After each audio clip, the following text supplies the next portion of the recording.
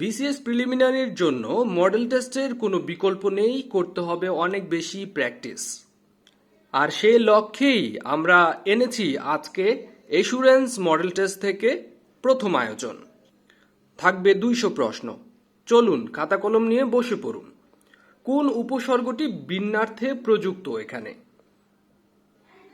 সাগরের ছোট উপসাগর, নেতার ছোট উপনেতা, গ্রহের ছোট উপগ্রহ, কিন্তু উপভোগ এখানে ভিন্নার্থে ব্যবহৃত হয়েছে। নিচের কোন বানানগুলোর সবগুলো বানানই অশুদ্ধ? এখানে দেখেন নিকোণ থেকে সূচগ্র এবং অনূর্ধ্ব তিনটা বানানই এখানে অশুদ্ধ। গিন্নি কোন শ্রেণীর শব্দ? গিন্নি হচ্ছে অর্ধ তৎসম শব্দ। হ্যাড মৌলবী কোন ভাষার শব্দযুগে ঘটিত হয়েছে? হ্যাড মৌলবীর মাঝে হ্যাড হচ্ছে ইংরেজি এবং মৌলবী হচ্ছে ফার্সি, তাহলে ইংরেজি যোগ ফার্সি ভাষার মিলিত রূপ হচ্ছে হ্যাড মৌলবী। এটি মূলত একটি মিশ্র শব্দ। নিচের কোন শব্দে নত্ব বিধি অনুসারে মূর্ধন্য ণ এর ব্যবহার হয়েছে? নত্ব বিধান অনুযায়ী এখানে মূর্ধন্য ণ ব্যবহার হয়েছে হচ্ছে প্রবণে। কদাকার শব্দটি কোন উপসর্গ যুগে গঠিত? কদ। কদ উপসর্গটি হচ্ছে দেশি উপসর্গ। প্রকর্ষ শব্দের সমার্থক শব্দ কোনটি? প্রকর্ষ শব্দের সমার্থক শব্দ হচ্ছে উৎকর্ষ। কোন শব্দজোড় বিপরীতার্থক নয়? বিপরীতার্থক নয় এখানে দেখেন হৃষ্টপুষ্ট, এটা কিন্তু আসলে সিনোনিম। অন্যদিকে নশ্বর এর বিপরীত শব্দ শাশ্বত, অনুলোপ এর বিপরীত শব্দ হচ্ছে প্রতিলোপ, লঘিষ্ঠ গরিষ্ঠ। নিচের কোন শব্দটি প্রত্যয় সাধিত? এখানে প্রত্যয় সাধিত শব্দ হচ্ছে খণ্ডিত। নিচের কোনটি যৌগিক কালের উদাহরণ নয়? যৌগিক কালের উদাহরণ নয় হচ্ছে করব। কাস্টম শব্দের পরিভাষা কোনটি যথার্থ? কাস্টম শব্দের পরিভাষা হচ্ছে প্রথা। দ্বৈপায়ন শব্দের শুদ্ধ সন্ধিবিচ্ছেদ কোনটি? দ্বীপ যোগ অয়ন, দ্বৈপায়ন। নিচের কোনটি ধ্বনি পরিবর্তনের উদাহরণ নয়? ধ্বনি পরিবর্তনের উদাহরণ নয় হচ্ছে প্রাতিপদিক। কোন বানানটি শুদ্ধ নয়? এখানে যে বানানগুলো আছে তার মধ্যে দেখেন ঊর্ধ্ব বানানটি কিন্তু শুদ্ধ নয়। নিচের কোনটি ইংরেজি শব্দ?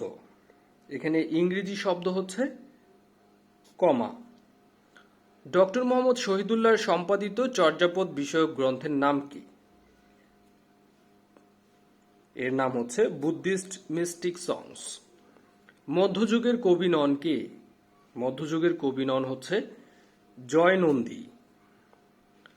বাংলা সাহিত্যের ইতিহাস বিষয়ক গ্রন্থসমূহের মধ্যে কোনটি ডক্টর মোহাম্মদ শহীদুল্লাহর লেখা? এখানে যে নিম্নলিখিত গ্রন্থগুলো আছে তার মধ্যে হচ্ছে বাংলা সাহিত্যের কথা, এটি ডক্টর মোহাম্মদ শহীদুল্লাহর লেখা। বাংলা সাহিত্যের প্রাচীন যুগের নিদর্শন কোনটি? দোহাকোষ। মঙ্গল কাব্যের কবি নন কে? মঙ্গল কাব্যের কবি নন এখানে দাশু রায়। অন্য সবগুলোই হচ্ছে যেমন কানাহরি দত্ত, ভারতচন্দ্র এবং মানিক দত্ত, এরা মঙ্গল কাব্যের কবি। কোনটি বিদ্যাসাগরের আত্মজীবনীমূলক লেখা?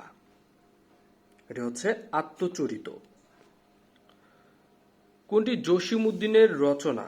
জসীমউদ্দিনের রচনা হচ্ছে ঠাকুর বাড়ির আঙিনা। কোনটি রবীন্দ্রনাথ ঠাকুরের কাব্যগ্রন্থ? শেষ লেখা। পূর্বাশা পত্রিকার সম্পাদক কে ছিলেন? পূর্বাশা পত্রিকার সম্পাদক হচ্ছেন সঞ্জয় ভট্টাচার্য। মাতৃভাষায় যাহার ভক্তি নাই সে মানুষ নহে, এটি কার উক্তি? এটি হচ্ছে মীর মোশাররফ হোসেনের উক্তি। মোহাম্মদ আব্দুল হাই রচিত ধ্বনিবিজ্ঞান বিষয়ক গ্রন্থের নাম কি? ধ্বনিবিজ্ঞান ও বাংলা ধ্বনিতত্ত্ব। নিচের কোনটি উপন্যাস নয়? এখানে কবিতার কথা, এটি উপন্যাস নয়। নিচের কোনটি ভ্রমণ সাহিত্য বিষয়ক গ্রন্থ নয়? এটি হচ্ছে চার ইয়ারি কথা। অন্যগুলো যেমন পালামো, দেশে বিদেশে, দৃষ্টিপাত, এগুলো হচ্ছে ভ্রমণ জাতীয় সাহিত্য। নিম্নোক্ত কোন উপন্যাসে বাংলাদেশে মুক্তিযুদ্ধোত্তর সময়ের চিত্র অঙ্কিত হয়েছে? এটি হচ্ছে সুনীল গঙ্গোপাধ্যায়ের পূর্ব পশ্চিমের মধ্যে মুক্তিযুদ্ধোত্তর সময়ের চিত্র অঙ্কিত হয়েছিল। ফোর্ট উইলিয়াম কলেজের অধ্যক্ষ কে ছিলেন? অধ্যক্ষ ছিলেন উইলিয়াম কেরি। দেয়াল রচনাটি কার? দেয়াল রচনাটি মূলত হুমায়ুন আহমেদের। মুক্তিযুদ্ধের পটভূমিতে রচিত কাব্যগ্রন্থ কোনটি? এটি হচ্ছে বন্দি শিবির থেকে। বাংলা সাহিত্যের অন্যতম বিশিষ্ট পত্রিকা কল্লোল কত সালে প্রকাশিত হয়? কল্লোল প্রকাশিত হয় 1923 সালে। কাজী নজরুল ইসলাম রচিত গল্প কোনটি? কাজী নজরুল ইসলাম রচিত গল্প হচ্ছে পদ্ম গোখরা। কোনটি উপন্যাস? এখানে যেই রচনাগুলো আছে তার মধ্যে কন্যাকুমারী এটি একটি উপন্যাস। ধন্যবাদ স্বপ্নের স্কুলের সাথে থাকার জন্য।